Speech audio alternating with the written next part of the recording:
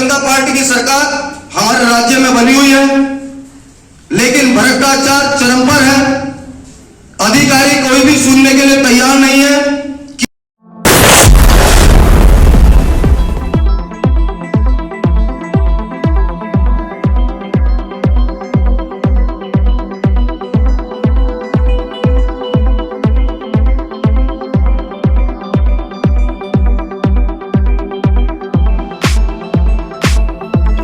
शिक्षा, चिकित्सा और बेरोजगारी के मुद्दे पर आज हरिद्वार में शिवसेना की एक बैठक की गई। शिवसेना का हिंदुत्व रक्षा सूत्र कार्यक्रम सैनी आश्रम जालापुर में जिला प्रमुख लाख सिंह के नेतृत्व में किया गया। मुख्य अतिथि के रूप में प्रदेश समन्वय व प्रभारी भूपेंद्र भट्ट और गढ़वाल प्रमुख देवेंद्र प्रजापति मुख्य रूप से उपस्थित रहे।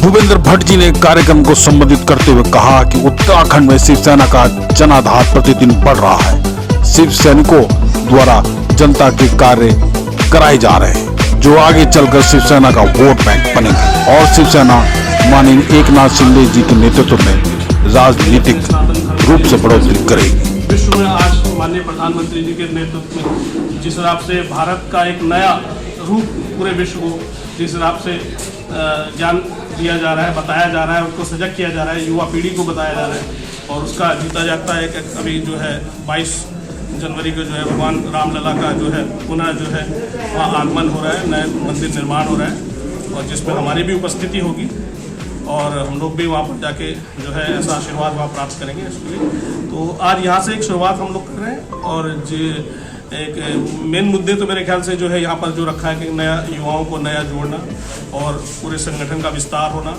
जिला कार्यकारिणी का पूरा गठन होना और उसके बाद इसी फहरिस्त में हम लोग और भी अन्य जिलों में भी जाएंगे। 13 जिलों में और भी जो है ये कार्यक्रम इसी तरह से रखे जाएंगे। माननीय हमारे गढ़वाल मंडल जो प्रमुख है श्री देवेंद्र प्रजापति के नेतृत्व में उनकी कार्यशैली से इस टाइम संगठन भी बहुत खुश है और पूरा जो हमारा शीर्ष नेतृत्व है वो बहुत ही अच्छा इनका वो दे रहा है। जिस हिसाब से हरिद्वार के अंदर इन्होंने अपने शिवसेना का एक जिसे वृक्ष जिसे कहते हैं बरगद अभी तक जो है पिछले कई वर्षों से 20 वर्षों से जो ये उसको संजोए हुए हैं और इसके लिए मैं इनको बधाई देता हूँ और इनकी समस्त टीम को भी बहुत बधाई देता हूँ कि बहुत अच्छा इनके नेतृत्व में कार्य हो रहा है। इनकी सारी जो कार्यकारिणी है, प्रदेश कार्यकारिणी है, उसमें बहुत अच्छा कार्य हो रहा है और बहुत छोटी छोटी चीजें धार्मिक रूप से शिवसेना लेकर के चलेगी, जैसे कि आप कोई सोच भी नहीं सकता।